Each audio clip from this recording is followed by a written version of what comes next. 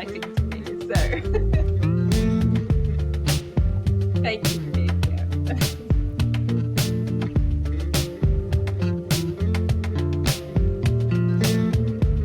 You know that like 400 people signed up, so I'm wondering if 400 people are going to turn up. Where are you guys coming in from? Where are you tuning in from?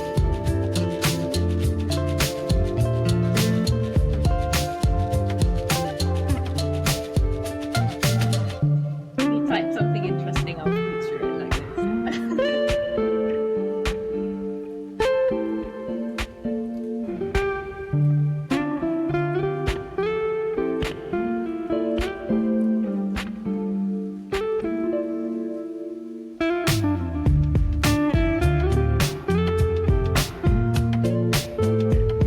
Are you all subscribed to the YouTube channel?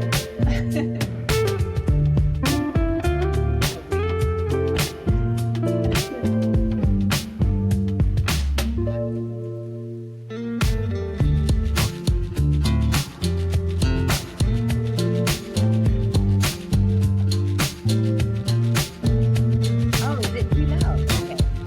Thank you for letting me know. I made it quieter. Is that better? Better? Good. I'll switch off the music when everyone is here. Thank you.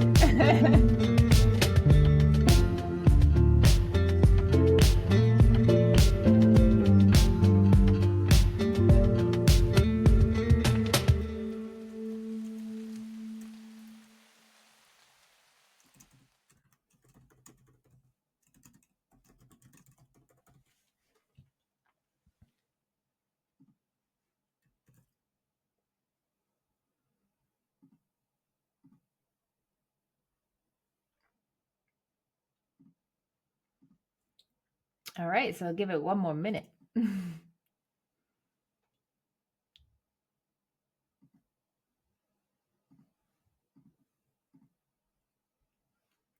Cool. Hopefully, I'm going to start on the dot, so whoever's here made it.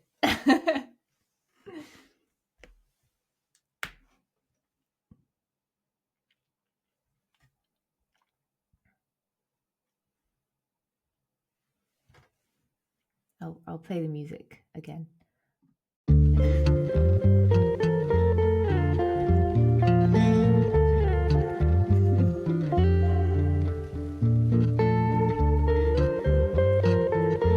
Hi. Thank you for coming. Hello, Masa. Hello, Naurin. Did I say that right?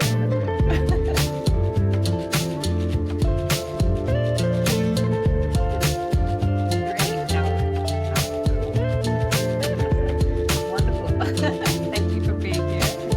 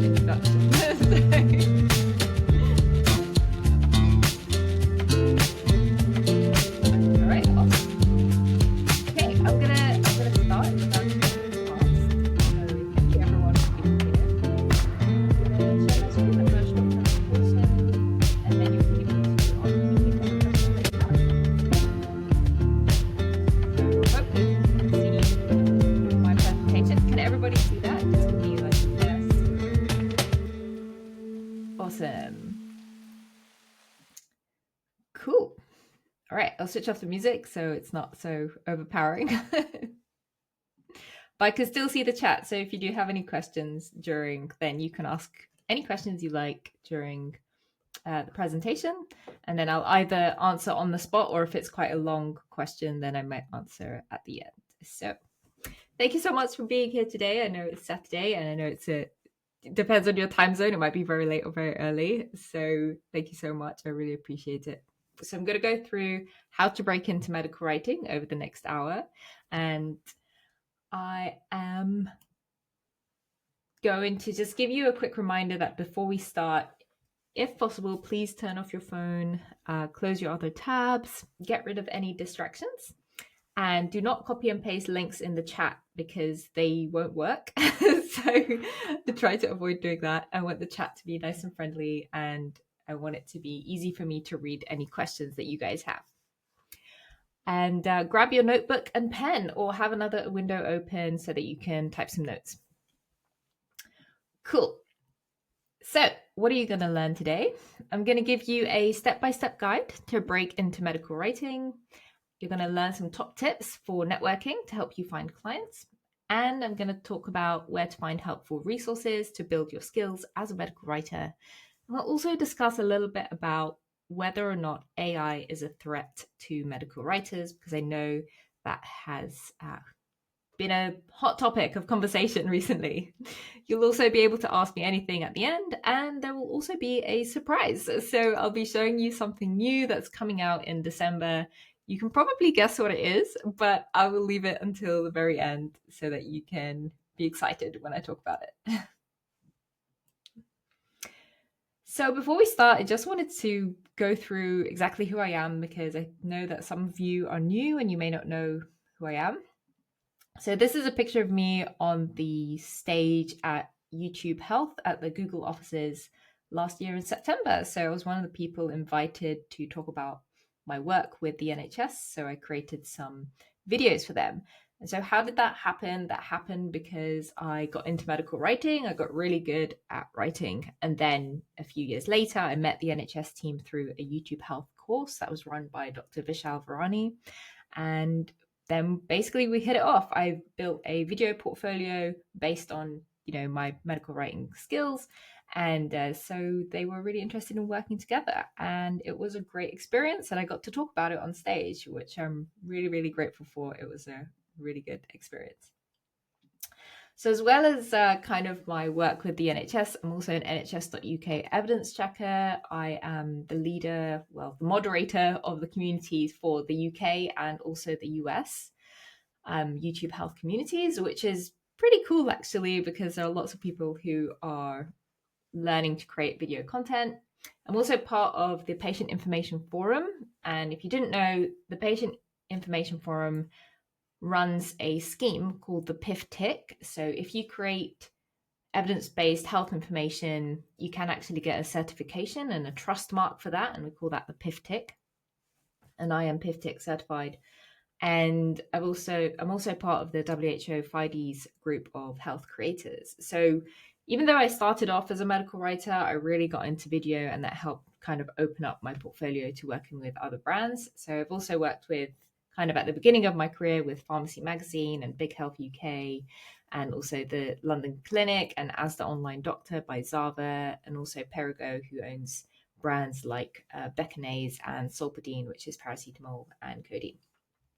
So I've done quite a lot in my career as a medical writer so far, and I'm really grateful for it. And as a result of that, I've also kind of created my own things. So I've got Pharmacist Virginia, which is a little bubble of me holding my yellow fever card. So I talk about first aid and travel health on my YouTube channel, and that's just free public information, because there's nobody really promoting travel health, and a lot of stuff can happen when you go abroad. So I do promote people keeping healthy as well.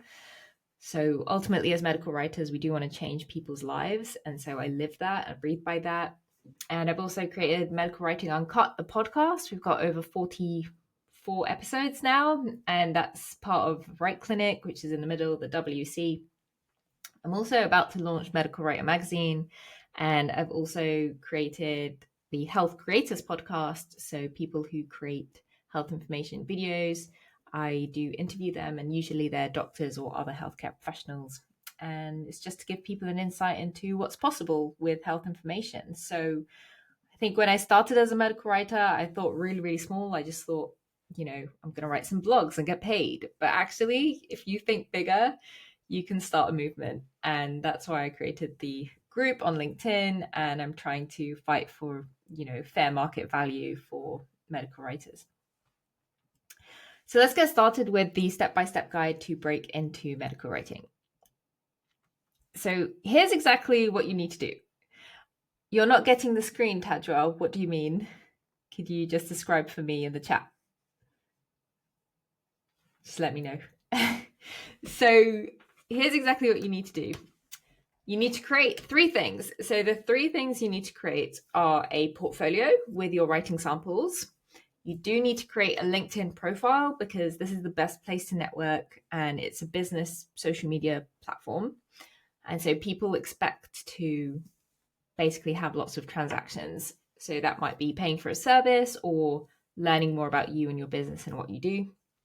And the other thing you need to create is probably either a website or a CV. So some people use their LinkedIn as kind of like their website, and that's totally fine to do. But if you do have a website, then you can also get a professional email as well. So my email is hello@virginiachachati.com, which is just a bit more professional than, if it's hello@gmail.com. Not that there's anything wrong with that. It's just that people do treat you differently. And I've experienced that definitely when I've made the upgrade to my email address. Medium link does also work, yes. So you can use Medium as a website or your portfolio. So that's a great point there. Thank you. And the 3 types of people you need to connect with are people who are recruiters. So recruiters can be your best friend, but also they can be your worst nightmare. So sometimes when I've connected with recruiters, I do have, they kind of ghost me and I don't hear anything from them, but sometimes they'll be a good recruiter. So if you want to connect with recruiters, try to connect with quite a few of them. Don't just depend on one recruiter. You also want to connect with fellow medical writers, because what tends to happen is people give each other work. I've got a question. Are these tips only if you want to do freelancing, or also if you're looking for an internship to train as a medical writer? So we'll be talking about that. You can use all of these tips to help you to find an internship or find an entry-level role. So that is relevant. Thank you for that question, Chaz. So yeah, do connect with other medical writers, because sometimes if a medical writer is about to leave their job, let's say if they're going on maternity leave because they're going to have a baby, then they might call you and say, hey, I'm about to go on maternity leave. Would you like to do my job for, the next 9 months while I'm away? So that is something that can happen. And I've also got work from other medical writers as well, whether that's clients or it's full-time work. So people do refer to each other that, other people that they know. So do start connecting with other medical writers. And then the 3rd type of person you want to connect with, whether you are a freelancer or you're looking for full-time work or an internship. What do you mean, does the link work? Tajwa, could you explain your question, please? Thank you.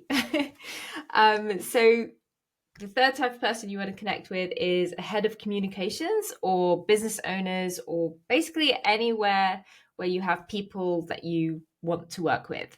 So I recommend that you try and find companies, the people who work there, and actually connect with them. So those are the 3 types of people you want to connect with to try and find work as a medical writer. And then you want to also learn while you earn. So when you become a medical writer, or you're trying to break into it, you should always try to be learning as much as you can from lots of different sources. So that's webinars like the one that you're attending right now, or courses or conferences, or being part of a group and having discussions in the comments, newsletters, books, podcasts. So I've read a lot of books. One that I've read recently is I Get It by Sarah Sowerby, and I just did a podcast with her, which was awesome. And there's another book here called Storyworthy, which is quite interesting. and it's quite a good book about storytelling and how to write something engaging. And also videos, podcasts, consultations, magazines, and articles. So if you haven't subscribed to our YouTube channel, then this is our YouTube channel. You can click on that and it will take you to Right Clinic, and you can watch the podcasts and videos there. So I do release a lot of free videos to help you out. So one of the questions I get for people who want to get into medical writing is it worth joining an association? And I would say it depends. So think about, what does the association offer you that you can't get anywhere else? And what do you get for your money? Because some associations actually charge quite a lot of money for membership. I know some people charge like, what do you mean turn on the screen option? Turn on the screen option. I'm not sure what you mean by that. I'm here. Hello.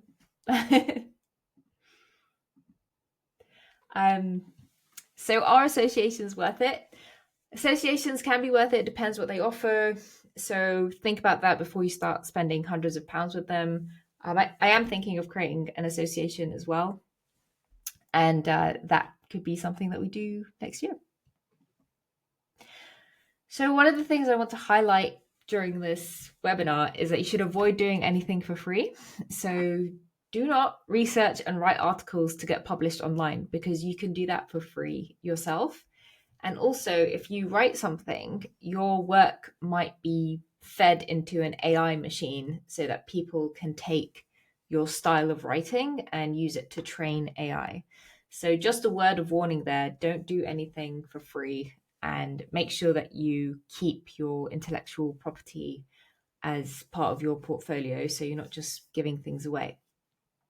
Try to not write free test pieces as well. So if a client says, oh, can you write a test piece for me in case we want to work together, I would avoid doing that, because you're still doing work and your time is valuable and there is a better way to do it. So one of the best ways of getting work from clients in the beginning is to say, look, I will give you a discounted price to do this work. And then you do the work, and then the agreement is that you get paid for it, but then also you get a testimonial. If someone is offering you a job, like a full-time job, and they say they want a test piece, you also want to negotiate that they will pay you for that work. So one of my first jobs was doing freelancing for an agency, and then they said, if we do well, then we'll give you the full-time job because we are looking for someone. And so after about 2 months of freelancing with them and making sure that I got paid for that work, then I was offered the full-time role. So don't undervalue yourself. So what are some top tips for networking to find clients?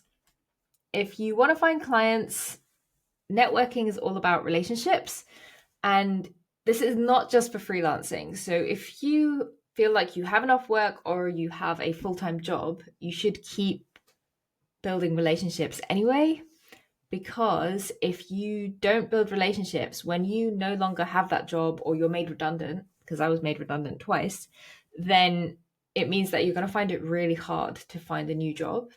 Or even if a client lets you go, it's going to be really hard for you as a freelancer to try and find a new client to replace the client that you've lost. So I've got a couple of questions here. There's a question from Shaz. Do we not have the option of agreeing to our content being used to train AI?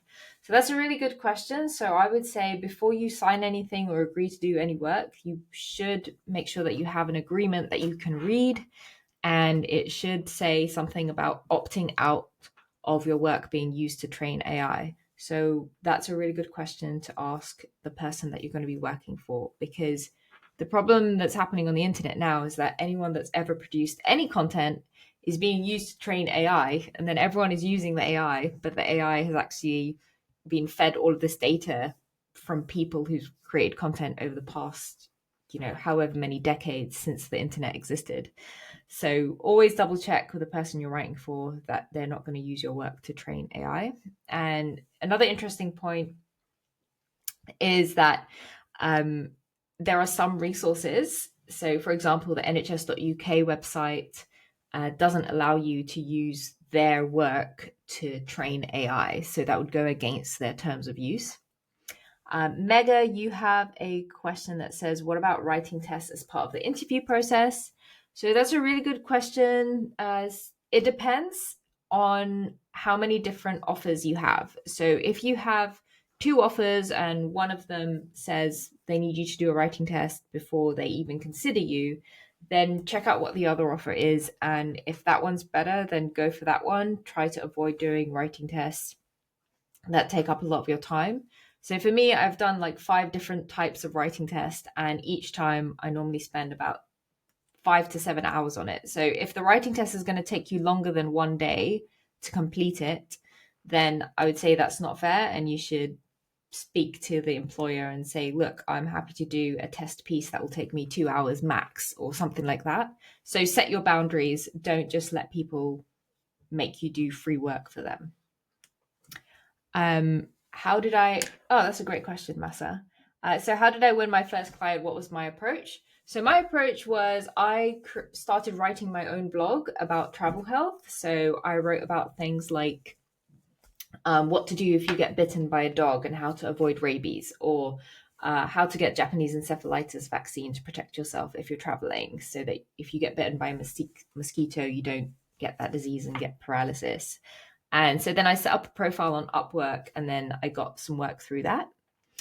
And yeah, I talk about the writing test in my course, which I'll mention later. So this the writing tests are things like, write for 2 different points of view, or write a test blog, or write an app description, or edit this piece of work, and comment with why you've suggested those changes. So that's just like a quick overview. So my first client I got through Upwork, and they were looking for me to write product pages for their travel health section on their online doctor website. And then I was really underpaid for that. So I was only paid like $10 per article, and each article was about 2,000 words. So I shouldn't have accepted that offer. But when I built that portfolio, I thought, okay, where can I go to network? And I got onto LinkedIn. So that's why I suggest people to go to LinkedIn as a starting point, because you're more likely to find clients that are going to pay you well for your work rather than $10 for 2,000 words. So that is, that's a nice kind of segue into social media. So keep building relationships, and comments, direct messages are your best friends. So you're welcome, Massa. So make sure that you do interact with people, because people want to see what you're like as well. And if you can create videos, that would be awesome, but not everyone is comfortable on camera, and I totally get it.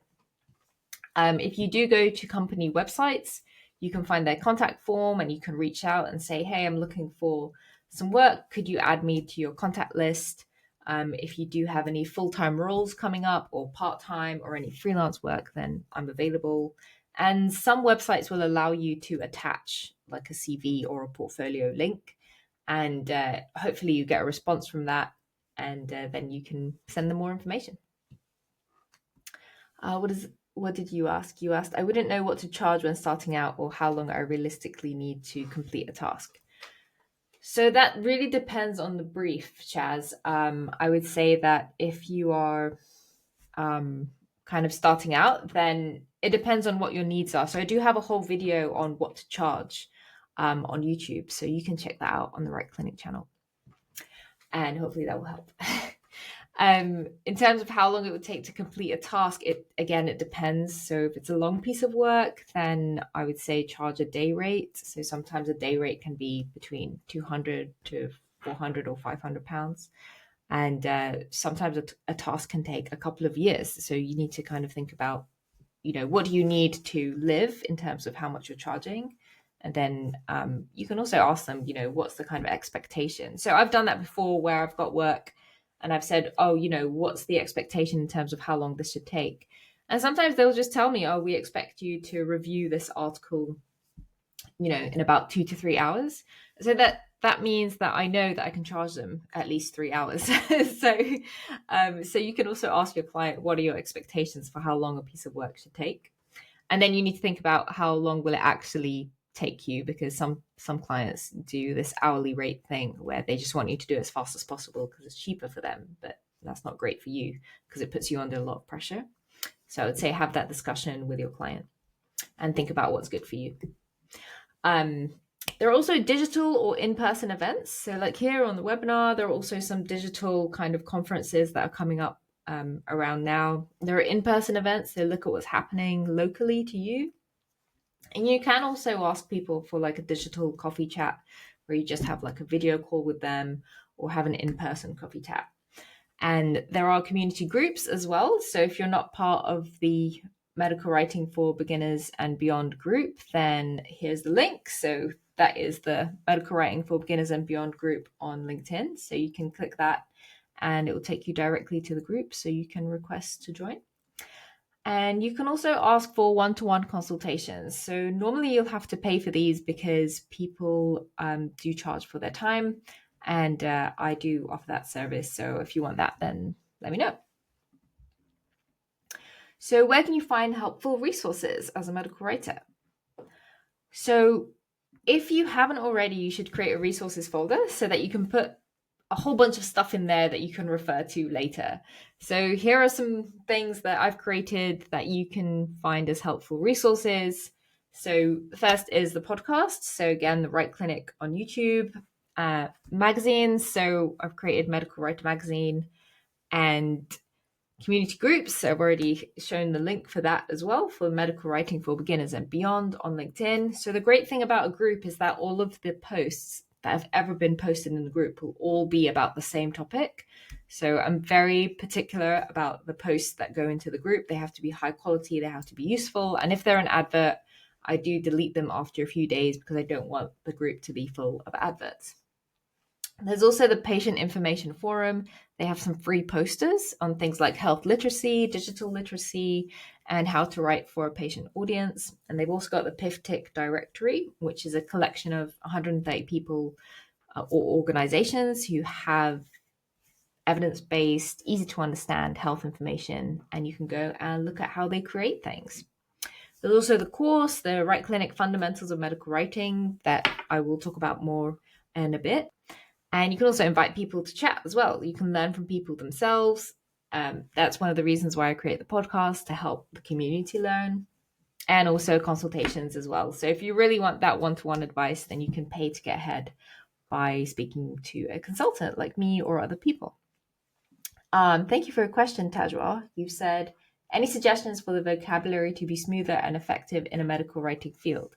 So I would say one of the best ways to do that is to work with an editor. So if you work with an editor, then they can help pick up on any habits or any kind of grammar habits that you have. Then those can really help to smooth out your vocabulary. The other way is, of course, reading great resources. So if you check out the PIFTIC directory, then you've got fantastic resources there from organizations who've really taken the time and effort to create fantastic health information. And so you can learn how they write. And I would say reading other people's work is what can be really helpful. And it's practice, really. Just practicing is how you get better. A great question. All right. So is artificial intelligence, AI, a threat to medical writers? So you can either work with it or against it. You're welcome. So one of the pros of working with AI, I'm kind of like warming up to it, but I'm not still 100% sure if I like AI or not. So I'm a little bit on the, not want to using it kind of side. So I would say sometimes one of the pros of AI is that it can save time on research. So maybe it can pick out some resources for you to look at. One of the other skills that you might want to learn as a medical writer is how to write prompts. And so a prompt is when you write an instruction to AI.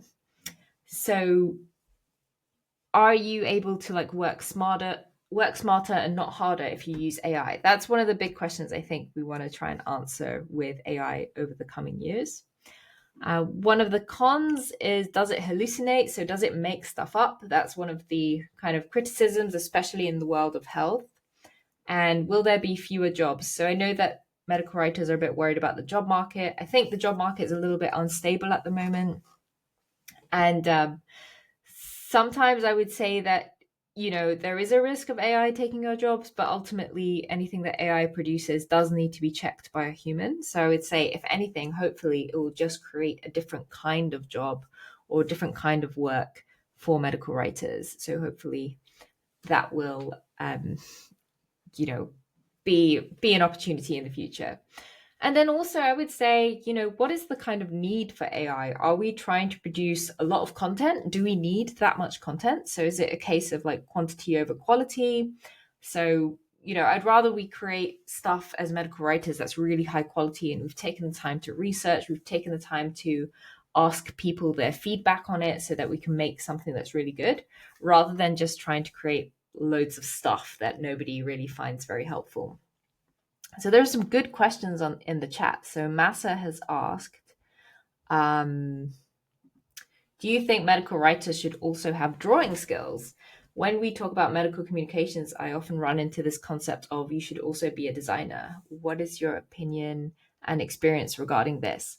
That is a really great question. So for me, I've definitely found that being a designer or having some kind of creative side has always been a strength of how I work with people, because it means that you're not only able to design things yourself, so you can show people your vision, but you can also work with designers as well, and you can describe to them what you want them to do.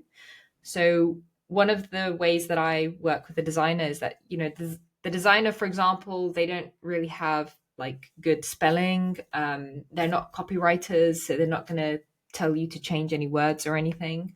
So you're like responsible for the words, but you can also tell them what's the most effective way to like highlight certain words or certain phrases. And so I would say, if you do want to learn about design, Canva actually has a free design school. So I've created this presentation with Canva, which is spelled Canva. And if you go on Canva, it's free to use, and they have a design school. So just go to Google and type in Canva free design school, and you can learn a bunch of design skills. And it's great because they have lots of guidelines and things on Canva as well to help you like line up like text boxes and colors and things like that. So I would say it's definitely a strength if you can learn drawing or design skills as a medical writer, because it helps you it helps you offer a little bit more than just research and writing, and that can increase your value. So I charge more as well because I have those skills. Shaz, that's a really good point. It is important to be aware that AI does make mistakes. So I agree with you on that one. So that's, again, one of the reasons why I said I think, anything that's produced by AI does need a human eye. And yeah, Naurian, I definitely agree. I found that ChatGPT does hallucinate a lot. So anyone that can solve that problem, it would be great. And Tajwa, you just asked, I'd love to be up on a podcast too, but I don't know what to do and its preparations. Need your kind suggestions. So if you want to be on a podcast, then I would say reach out to anyone that has a podcast and say, I want to be on your podcast and I'd love to talk about, you'd have to research as well. What is their podcast about? What do they normally talk about? So I would say watch a few episodes would be great preparation. So if you want to be on a podcast, watch a few episodes of the podcast and then see if you would like to be one of the guests. And then you can write a proposal, you can write a pitch and say, hey, I'd love to be on the podcast. Here is what I would talk about. I've watched a few episodes and, this one was my favorite and I'd love to be a guest on the show. So that would be my advice. I love podcasts. I think they're great. So keep in mind that there are also different types of AI. So there's language learning, there's generative AI. So generative AI uses data. You're welcome. Generative AI uses data that allows you to create something new, but it will normally be like a mishmash of whatever data you put into it. And there are also tools like Grammarly or Hemingway app for editing. So I would say those are not that I wouldn't consider those like the new generation of AI because they've been around for years.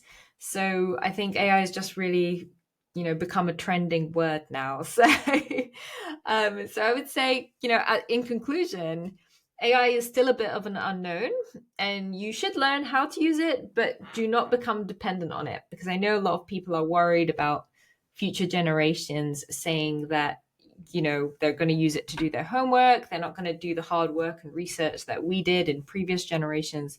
So they're not really going to appreciate what it looks like to create good information or just good content in general. So what I would recommend, of course, is that you should know the fundamentals. So how can you learn the fundamentals of medical writing? So I think there are a couple of questions there. That one's quite a long question. So this one is, good afternoon. I'm a total newbie. I'm a student at 400 level studying pharmacy. I've been a copywriter for 3 years, but now I want to get into medical writing. I've been able to get into a free internship. What would you have a recommendation for me concerning how to research to write medical articles? So if you're researching, you need to go to authoritative sources to make sure that they're evidence-based. So look at like national health organizations and things, and also PubMed or any research articles. Any other advice you would give me to enable me in the right direction? Well, everything that I've said in this presentation so far. So I will redo a version of this presentation and put it on the YouTube channel, but not the live version, because the live version has all of your fantastic questions in it. So I don't want to be interrupting all the time. And then I'm currently taking your Udemy course on how to get LinkedIn. It's been so lovely. Oh, thank you. I'm glad you really like that course. I gave it away for free because we had 9,000 members. And yeah, you're really welcome for making it accessible. I think, people in Nigeria and other parts of the world, I'm always trying to reach out to you guys to make sure that you have the best, the best opportunity to learn. So Tajwar has said, does AI have a positive impact on medical writing? I think overall it depends on the type of AI. So the AI that I mentioned, which is like really helpful for editing or for researching or for pulling information or summarizing stuff, that can be really helpful for medical writers to kind of save time. But I would say you should always go back and make sure that the original source is correctly represented in whatever the AI has generated. So sometimes I have tried to use AI to summarize something, but it misses out on really key points, which is a little bit frustrating because it means that I have to go and do it again. So that's why I stopped using AI, because I was like, it's not really helpful. It's just costing me more time, which isn't great.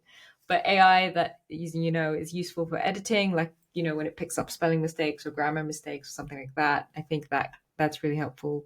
But generally, I think AI for medical writing needs some work. So I wouldn't say that it's good or bad yet. I would say it's kind of a work in progress. So hopefully it will work out. So yeah, AI can be helpful to find relevant literature if you're doing a literature review. Yeah, so searching and pulling for information is a great way to use AI, because it can save you, typing search terms. And, maybe even like reviewing your CV or giving yourself a structure or stuff like that. Massa said, my impression is that there are more jobs in the medical regulatory writing field. However, I cannot understand how does one break into the industry. As to my knowledge, there are no schools to regulatory medical writing. Obviously, it's a big difference between that and medcoms, but do you have some input on that?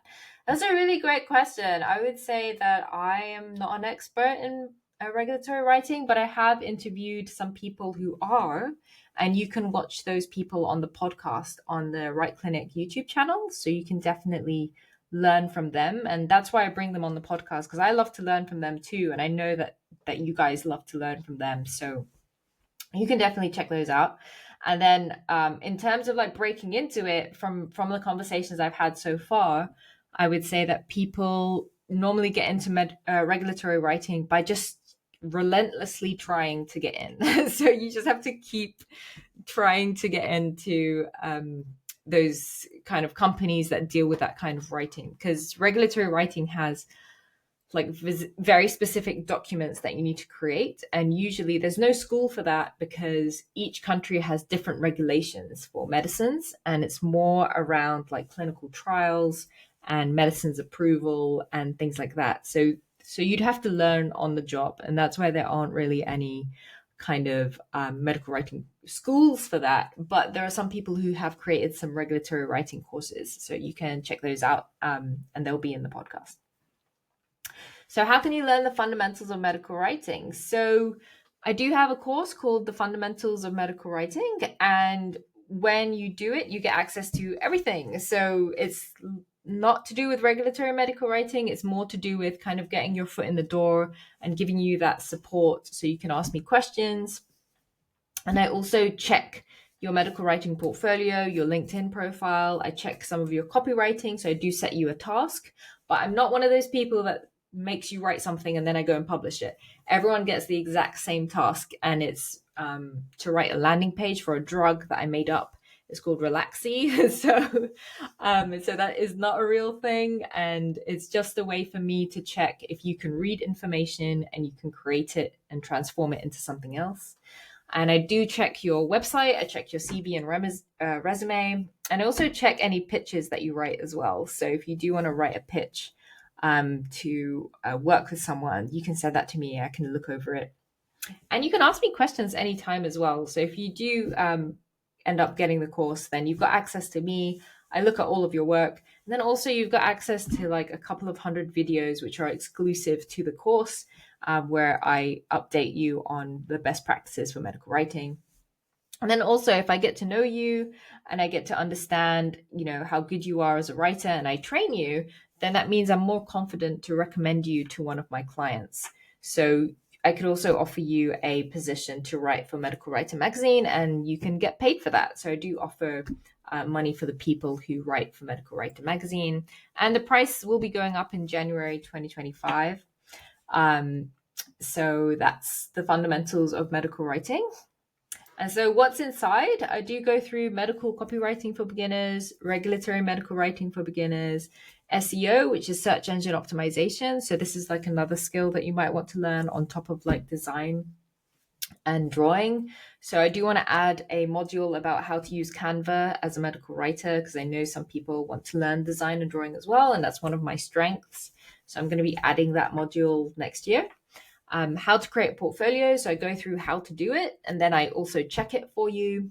How to find clients, how to optimize your LinkedIn profile. So I tell you exactly what to do so that your LinkedIn is going to help you get clients. And then I also check your LinkedIn profile as well, and I make some suggestions to make it as good as possible. And then I also tell you how to find clients as a freelance medical writer, and how to find a medical writing job if you want to get experience, or if you just want full-time work and you don't want to freelance. So you've got that option as well. I also talk about how to pass a medical writing test with 5 real-life examples that I've been through. And I also talk about how to manage your finances and your work-life balance, and then also some tips on how to ace your interviews if you want to get into medical writing.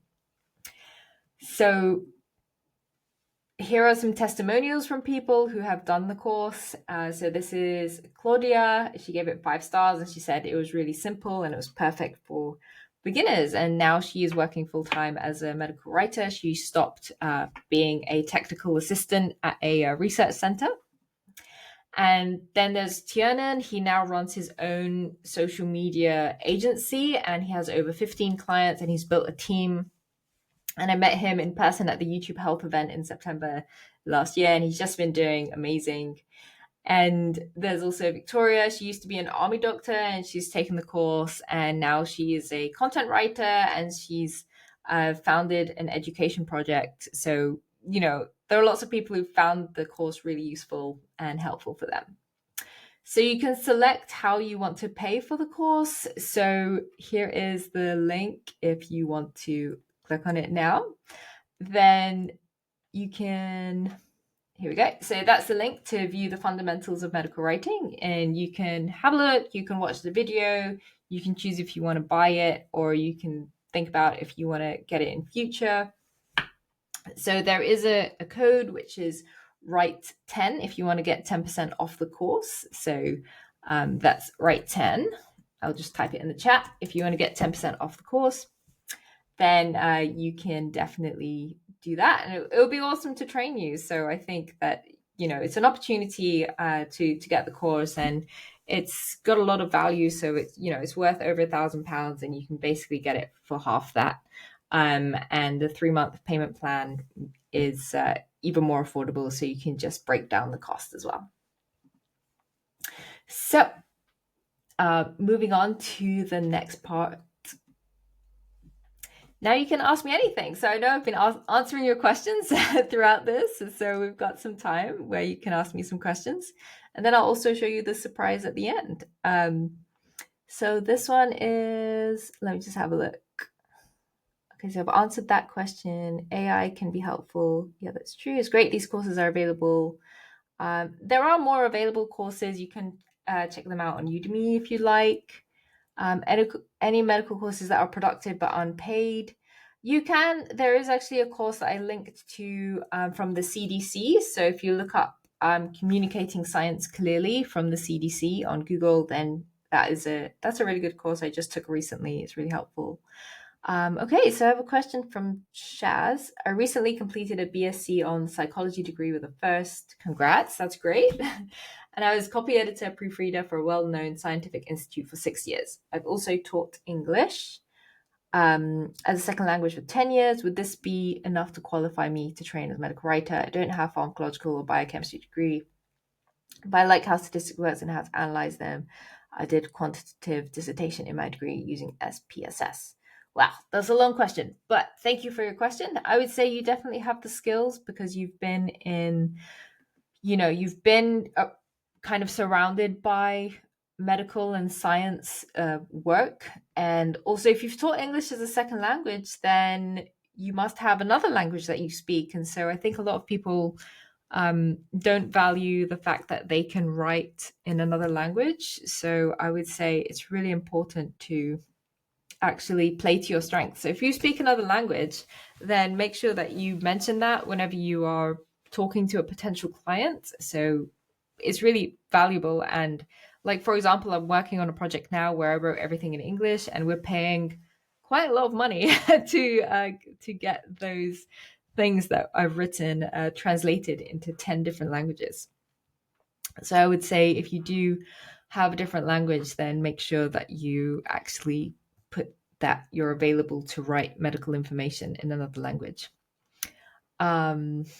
Oh, cool. Yeah, you can definitely ask your daughters. If you've been a medical doctor for 30 years, then that's definitely your biggest strength because, as a doctor, you'll have loads of medical information that you're familiar with. And then if your daughters are both medical, then they can also definitely help you, especially with like current practices and stuff. Cool. So any other questions? Oh, which field of medical writing would I be suited for if I have experience as a physical therapist, clinician, virtual medical scribe? I wrote cross-sectional study in university and case report in doctorate. I saw that medical writing has medical field. Yeah, that's totally true. I would say that lots of people have a whole range of experiences when they're medical writers. So, like for me, I was a pharmacist. So, I would say you could really you could probably start with kind of the copywriting and maybe patient information would be a good start for you. That's probably easier to get into than kind of regulatory writing. And there are some companies that will want to have a writer who knows about their product. So, for example, if it's a product that physical therapists use, then they might want a physical therapist to write about that product. So I would say reach out to people. And if you've written like a case report or you're good at writing case studies, then I would recommend you definitely offer that as a service. So that's other things medical writers are really good at is writing case studies. Cool. You're welcome. So I've got another question who is, I'm a regulatory compliance officer. I do clinical trial submissions for clinical research sites in South Africa. That's really cool. I'm interested in regulatory writing, but I feel the opportunities are slim in South Africa. Is it possible to get a job in other countries like the USA, but without relocating? So I would say one of the kind of difficulties with regulatory writing is that a lot of the work is often like super confidential and top secret. So they might require you to relocate or they might require you to go and visit the country to like give you a special laptop and that kind of thing. Especially because there's a lot of competition in the medical world, especially when it comes to like drugs and drug approvals and things like that. Because there's a lot of money that goes into investing to to kind of develop drugs in the first place, but then also there's a lot of money that needs to be recouped from research as well. So I would say probably you might need to relocate, but I would say there are some companies that are happy to outsource. So if they have a really busy period, then they might be more than happy to do that. So there is a podcast with Matt, and he says he works for an international regulatory company, and he works for them. You know, he works from home for them, and they have offices all over the world. So I would say it's not impossible. I would say it's definitely possible. And if you keep trying, then eventually you should get noticed and you'll be able to get into that field. So don't give up. Keep going. So there is another. I don't know if anyone has any more questions. Oh, can you please remind me which platform to access your course? Is it Udemy? Oh, I'll show the link again. So that's this one. So that's the Fundamentals of Medical Writing course. You can click on that. There are some of the courses free to preview. So if you want to have a look, then just click it and then you can sign up to view it. Did you have any examples of raw data to the final product, even if it's just something made up? It would be helpful to see process with examples, for example, public health information. I'm not sure what you mean by examples of raw data to the final product. So I don't work in regulatory medical writing, so that's not something that's in the course that I've created. But that might be something that's in other people's courses if they've created something for regulatory writing. But I would say the other regulatory writing courses can be quite expensive. So because a lot of people want to get into it, and there's not many jobs. So I would just say to be aware of that. So this question is, I'm a prosthodontist from India. I want to start medical writing. How should I start building a portfolio? So the best way to start building a portfolio is to start writing on the internet and publishing things for yourself. So you can either do that by going on medium.com, or you can create a Google Doc and just write in a Google Doc something that is a link that you can send out to people. And for me, I started a blog on WordPress for free. So there are lots of different ways, and you might also want to display it on somewhere like Journo Portfolio. That's a great website if you want to create your portfolio on there. And so another question is, I recently quit my postdoc. My biggest challenge is time. I don't know how long I should spend on a well-researched blog article or other project. Could you direct me to resources that deal with questions like that? So when it comes to how much time you should spend on something, if you are time pressured, then you can choose how much time you spend on something. So for example, if I know that I have to write a blog that is 500 words and it has to be on, let's say, something like eye pain, then I would go and look at the best possible resources. So I might go to a doctor's kind of a union. So where would a doctor go to get information about eye pain for their patients? I might look at like the BNF, which is the British National Formulary, talk about drugs that are used for pain. I might use national health sources, or I might use the World Health Organization. So I would say you have to limit yourself to the resources that you find, and you would have to create a short piece of work rather than a longer piece of work. So limit how many resources you use, and also make sure that the resources you do use are really high quality, and then give yourself a time limit and just get it done in that time. So I've definitely experienced that a lot in my different roles as a medical writer, where someone will say, I need this by next week, and I just have to fit it in the time that I have.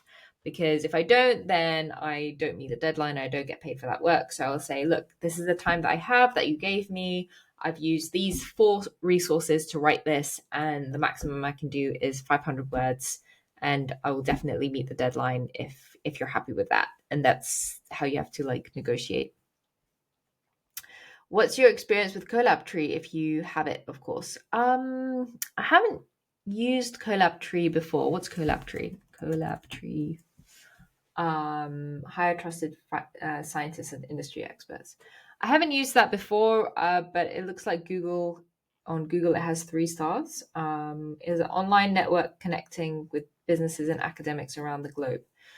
So it doesn't look like it's medical writer specific. It looks like it's just for freelancers in general. So I haven't used Collabtree before, but good question. I've only used Upwork and I've used Juno. Juno, I haven't actually got any work through them, but I have been paid to do some webinars for them. So sometimes when you sign up to work for someone, you might get work in a different way. So yeah. I just wanted to share something with you as a surprise at the end. So um, yeah, if you do get recommended by some other medical writers, that's definitely the best way. So that's why in the very beginning I did suggest that networking with other medical writers is the best way to do things, because it means that they can recommend you because they work with you or they know you, they have a relationship with you. I mean, that's the, it's kind of like if you're looking for a school for your daughter, you're going to ask your neighbors, what's a good school around here, and then they will say, oh, my daughter went to this school, and then you're more likely to take their recommendations. So I would say, definitely network with other medical writers. Yeah, so I just wanted to share the Medical Writer Magazine concept with you. So it looks like this, and this is not the final cover. This is not the any kind of final design, but this is what the magazine is going to be like. So you can actually turn the page like this, and you can click on the menu and it will take you to a page, and you can also play videos within the magazine without leaving it, like Hi, this. I'm Virginia from Right Clinic, and here with me. So you can watch the video inside the magazine, and you can also click on links. Oops, what happened there?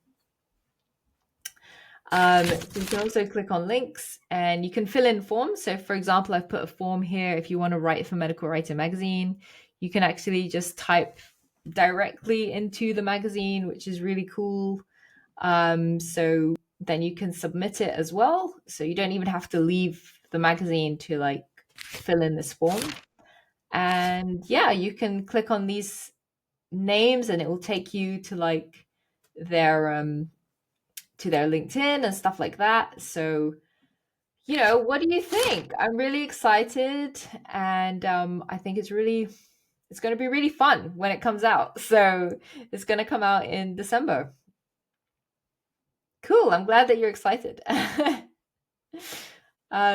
So one more question. By providing examples, I meant that it would be helpful to see examples of final pieces that have been produced. So do clients give you their finished studies and you produce a public information leaflet? Yeah, that's right. So a lot of companies will give you information and then you have to recreate it into something else. So for example, I got a whole bunch of information. I had to create a video out of a poster, or I had to create some social media posts out of some studies so that people can, consume the information in an easy to understand way. So if you want to see examples of final pieces of medical writing, then I would recommend having a look at the PIFTIC directory. So let me just grab the link for that for you.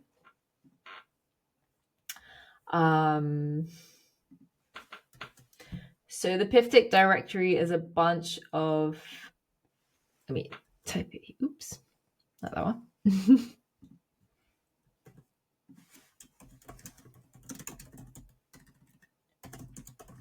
Let me just create that. So if you click on this, it will take you to the PIFTIC directory, and what you can do is you can click on the different categories, or you can actually download the PIFTIC directory. It's a PDF, and I'm one of the people in the PIFTIC directory as well. And if you have a look at the health information that they produce, and it has the Trusted Information Creator logo. So let me just share my screen. This is what the PIFTIC directory looks like. So for example, this is me. I'm a Trusted Information Creator, and there are a whole bunch of organizations here which are listed as well. And one of my favorite ones is Anthony Nolan. So Anthony, if I type in Nolan. So if you go to Anthony Nolan, for example, let me just accept the cookies. And then, like, for example, here I can click on, for patients and families, understanding stem cell transplants. And then here you have like some really helpful health information all about stem cells that they've created. And you can see it's written in a really patient-friendly way. So, for example, why are stem cells important? And here they've written stem cells are important because we need to replace our blood cells quickly and often, which we cannot do without stem cells.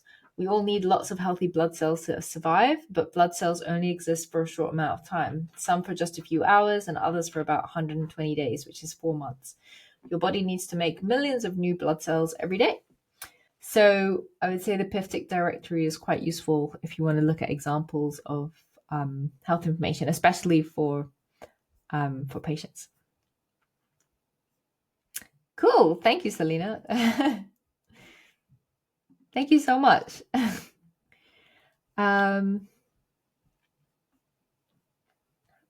Awesome. Right. So Shaz, one more question. Do you get all the necessary information from the client studies themselves, or do you also need to find recently published literature to back it all up? That depends. So if you get studies from clients, they can be really biased. So I definitely experienced this when I had to write some like adverts, some marketing materials. So they'll give me some studies and they'll say, can you take a look at these and include them? And so I will do that. But then also I will go and find some other resources if they ask me to. So usually I would say use what they give you, because then at least you're keeping them happy. But then I would recommend that, as a courtesy to the reader, it's a good idea to look for other publications just in case, especially if there's anything new that's come out that can support what you are writing about. So yeah, I think that's the end of the kind of the webinar. So thank you so much for being here. It's been really, really nice. I really liked your questions, and I hope that you enjoyed it. Thank you so much. Thank you. It's been lovely